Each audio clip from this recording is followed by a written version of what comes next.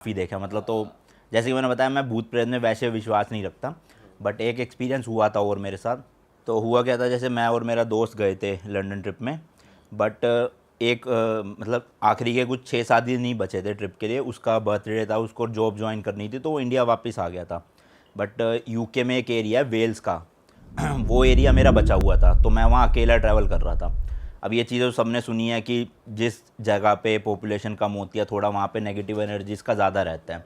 But मेरे दिमाग में वहाँ पे कुछ नहीं चल रहा था ऐसा, क्योंकि इससे पहले मैंने ज़्यादा बस एक बार इजिप्ट में ही वो एक्सपीरियंस किया था, और कुछ खास था नहीं कभी। तो वहाँ एक जगह है कार्डिफ करके, सिटी का नाम है। तो वहाँ पे मैंने एक एयरबीएनबी बुक करा, 2 BHK अपार्टमेंट था। एक तो वो शहर से बिल्कुल जंगल में, मतलब आसपास उसके 5-6 घर होंगे गिनती के, और उस 5-6 घर में मुझे नहीं लगता कोई रहता होगा। मतलब एक लौता वो घर जहाँ पे मैं एयरबीएनबी के उसमें गया। मैं रात को 9 बजे पहुँचा, और मैंने एक दिन के लिए रुकना था, मतलब अगला दिन रुकना था, अगली रात, और उससे अगले दिन निकल जाना था वहाँ से। तो उस रात तो मुझे कुछ फ़ील नहीं हुआ।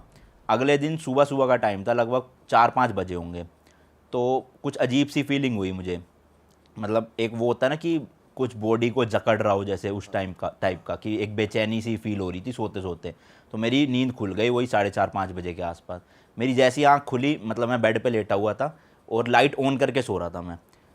यहाँ से राइट साइड से कुछ चीज़ उड़ के लेफ़्ट साइड की दीवार की तरफ गई। मुझे ऐसा फील हुआ कि कुछ बड़ा सा चीज़ थी ब्लैक कलर की, वो राइट टू लेफ़्ट होके निकली।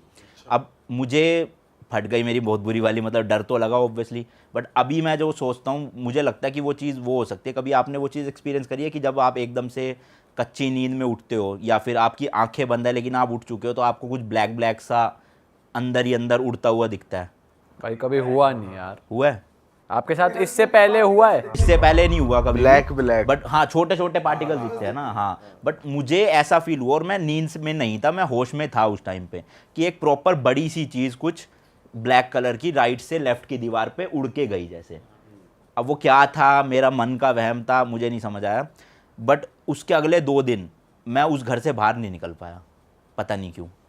मैंने एक दिन एक्सटेंड कर लिया, मैं सिटी घूमने भी नहीं गया, मैं पड़ा रहा वहाँ 2 दिन सिर्फ, कि यहीं रहूंगा। यहीं रहूँगा। और उस टाइम मुझे फील भी नहीं हो रहा कि क्यों।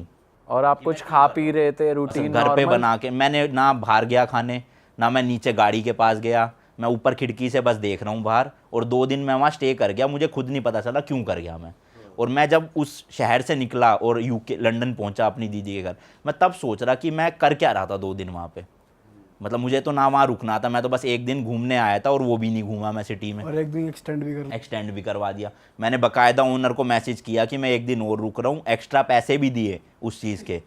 पता नहीं क्यों दिए, मेरा दिमाग में क्या चल मतलब रहा था, अपने होश में नहीं दिया, ऐसा पता कह नहीं। रहे हो हाँ आप? ये मुझे बाद में फील हुआ कि मैंने करा क्यों, ये करा तो सही, बट क्यों करा। बट जिस टाइम आप जैसे खाना बना रहे हो, खा रहे हो, अवेयर थे डर आप लग कि रहा था हाँ- मुझे, पता नहीं क्यों, बहुत डर लग रहा था।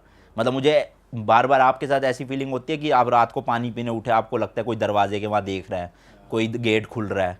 अब भले ही वहाँ कुछ हो भी ना, बट मुझे अंदर से लग रहा था। और मैं 2 दिन रुका क्यों, वो मुझे आज तक नहीं पता। भाई ये उल्टा हुआ है आपके साथ। अक्सर लोग को डर लगता है वो भागते हैं, आप भाई रुक गए कायदे भाई, से डर तो लग चले ही जाना चाहिए था भाई। मतलब वहाँ से 5 किलोमीटर दूर सिटी सेंटर था, 3-4 टूरिस्ट अट्रैक्शन थी जो मुझे घूमनी थी, मैं वो भी नहीं घूमा। मैं 2 दिन वहीं पे ही पड़ा रहा लिटरली। और आपकी तबीयत भी सब खराब? सही, कोई दिक्कत नहीं, बढ़िया एकदम सब कुछ।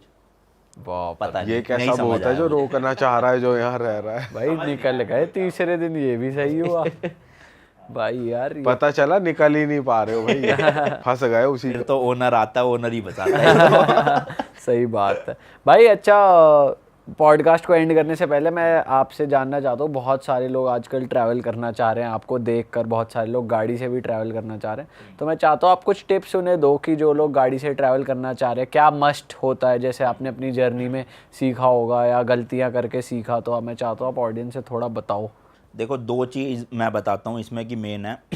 सबसे पहले तो मैंने अपने चैनल पे इंडियन बैकपैकर में सब कुछ एक एक सीरीज़ बना रखी है। मतलब 100 दिन ट्रैवल किया तो 110 वीडियोस मिल जाएगी, जिसमें वीज़ा भी है, गाड़ी भी है, डॉक्यूमेंट्स भी है, सब कुछ बताए हुए डिटेल में। मतलब मेरा कंटेंट वो नहीं है कि मेरी लाइफ में क्या चल रहा है मैं वो दिखा रहा हूँ। मैं इन्फॉर्मेटिव कंटेंट बनाता हूँ कि आपको इस कंट्री से इस कंट्री जाना है तो क्या क्या लिमिटेशंस है, क्या क्या आपको प्रोसीजर फॉलो करना है, तो वो चैनल पे तो मिल ही जाएगा। बट शॉर्ट में 2 टिप्स देना चाहता हूँ। सबसे पहला तो जो सबसे मेन टास्क होता है वो होता है वीज़ाज़ की डेट मैच करना। मान लो आप ईरान जा रहे हो, ठीक है, आपने को मन किया कि मैं 10 दिन एक्स्ट्रा रुक जाता हूँ ईरान, बट अगला वीज़ा तो एक्सपायर हो जाएगा ना, फिर अगले वीज़ा के एंट्री कैसे लोगे? तो ये सारी कंट्रीज़ की डेट्स मैच करवा के वीज़ा लेना, अप्रूवल लेना, उतने दिन का लेना, वो सबसे बड़ा टास्क है जिसमें लगभग 6 से 7 महीने निकल जाते हैं। तो वो चीज़ अपनी स्ट्रॉन्ग रखना, बस ऐसे मत सोचना कि यार मेरे को तो वीज़ा मिल ही जाएगा या जो भी हो 2 दिन एक्स्ट्रा भी रुक वीजा गया तो। नॉर्मल वीजा की तरह नहीं होता, पर्टिकुलर डेज की के लिए होता है। हाँ, डेज़ के लिए होता है। जैसे मैंने यूके, आपने यूरोप वीज़ा लिया तो उसमें पूछा होगा ना इटनरी कितने दिन की है, कहाँ और कितने दिन का मिला था आपको? 3 महीने का मिला। 3 महीने का दे दिया था, स्टे 3 महीने का दे दिया था। हाँ 3 महीने मल्टीपल एंट्री मिली। जी, मुझे मल्टीपल तो मिला, बट मैंने ना 72 डेज़ का अप्लाई किया, दिया 30 दिन सिर्फ। अच्छा, तो हमारा वो आधा प्लान, मतलब 35 कंट्रीज़ करनी थी यूरोप की, वो 19 पे हो गई, तो हम घूम ही नहीं पाए। तो ये बहुत लफड़े होते हैं कि एंड मोमेंट पे वीज़ाज़ की दिक्कत आती है। तो सबसे पहले तो इसका ध्यान रखना।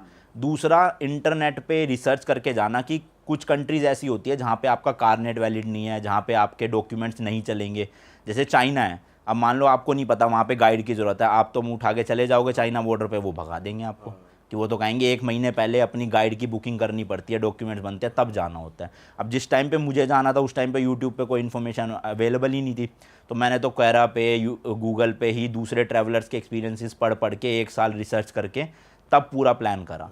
बट अगर अब कोई इंडिया टू लंदन जाना चाहता है या इंडिया टू ऑस्ट्रेलिया जाना चाहता है, अगर वो मेरी वीडियोज़ देख लेता है, तो मतलब एक इन्फॉर्मेशन ऐसी नहीं है जो छूट जाएगी उससे, तो सब कुछ उसको यूट्यूब पे मिल जाएगा, बस यही मेन। तो प्रॉपर हाईवे बना हुआ है या फिर कैसे, मतलब क्या, कैसा स्ट्रक्चर कैसा है? डिपेंड करता है कंट्री टू कंट्री। जैसे ईरान में कई जगह पहाड़ी इलाके भी थे, कई जगह रेगिस्तान थे दूर दूर तक, और मेजोरिटी जो यूरोप था उसमें सारी जगह हाईवेज ही थे, बढ़िया 3 लेन 4 लेन 5 लेन ऐसे हाईवेज ही बने तो हुए आपको बीच में से रोका है रास्ते में कि भाई चेकिंग वेकिंग थे। कराओ? हाँ, ईरान में रोका था, हम ओवर स्पीड कर रहे थे, तो पुलिस वालों ने रोक लिया साइड में, तो वही चालान काट रहे थे, वो इंडिया के 2000 रुपये। तो हमारा इंडिया में भी थोड़ी सी आदत है ना कि सर देख लो जो बन जाए, तो हमने वैसे ही वहाँ ट्राई किया, तो वो उसे पता चला कि इंडियन है, तो उसने कहा कि चलो कुछ भी दे दो, आप सोविनियर दे दो ऐसा। तो हमने इंडिया का 10 रुपये का नोट था वो दे दिया, उन्होंने छोड़ दिया, अरे तो मतलब चालान नहीं काटा। ये बढ़िया है। उसे मालूम था उसकी वैल्यू 10 रुपए? हाँ, मतलब वो पैसे नहीं मांग रहा था, बाद में वो कह रहा कुछ भी सोविनियर दे दो, सिक्का हो कुछ भी अपनी कंट्री का या दूसरी कंट्री वो का, कह रहा भेंट दे बस दो वैसे मुझे ही दे कोई। दो। हाँ, तो अच्छे थे पुलिस वाले का। भाई ऐसी कोई कंट्री बताओ, सिंस आपने इतनी कंट्रीज ट्रैवल कर लिया गाड़ी के साथ, ऐसी कोई कंट्री बताओ जो आप बोलोगे यार यहाँ पे तो तुम्हें बाय रोड ट्रैवल करना ही चाहिए, फ्लाइट से मत जाओ, ये तो मैं रिकमेंड करता ही करता हूँ अपनी ऑडियंस को। टर्की एक तो, और स्विट्ज़रलैंड हमारे पास थोड़ा वीज़ा की दिक्कत थी तो हम ज़्यादा ट्रैवल कर नहीं पाए, बट एक्चुअल में जो इंटरलाकन वाला एरिया है वो वाला, वहाँ पे अगर आप बाय रोड करते हो तो बेस्ट है वो। मतलब अगर आप जा रहे हो यूरोप में स्विट्ज़रलैंड, तो आप या तो बाय रोड करो या वहाँ की जो ट्रेन्स है उसमें ट्रैवल करो। मतलब पब्लिक ट्रांसपोर्ट इसके अलावा करोगे उतना मज़ा नहीं आएगा, ड्राइविंग का बहुत मज़ा आता है स्विट्ज़रलैंड में। और बाकी टर्की में हम कैपेडोकिया साइड से एंटर किए थे, ऊपर वाले एरिया से, तो वो एरिया बहुत सुंदर है। मतलब आपने देखा होगा फोटो वीडियोस में हॉट एयर बलून उड़ते हैं जहाँ पे, तो वो मतलब वहाँ पे अजीबोगरीब से स्ट्रक्चर्स बने हुए हैं पहाड़ों के कटे हुए, तो वो ड्राइव करने का अलग ही मज़ा आता है। अच्छा, बाकी ईरान में गर्मी बहुत थी, मतलब उस टाइम हम जब गए थे 48-49 डिग्री था। अरे वाह, आपने ये वीडियो यहाँ तक देख ली भाई, तुमने हमारी मेहनत सफल कर दिया, तुम ही लोग हो असली रियल हिट। और अगर आपको बहुत मज़ा आ रहा है ऐसी क्लिप्स में, ऐसी वीडियोस में, तो फटाफट जाइए प्लेलिस्ट पे बिंज वॉच कीजिए और सारी वीडियोस देख डालो और मौज काटो। That is it. हम मिलेंगे नए पॉडकास्ट में, नए क्लिप में। Till then bye bye, see you, take care, do subscribe.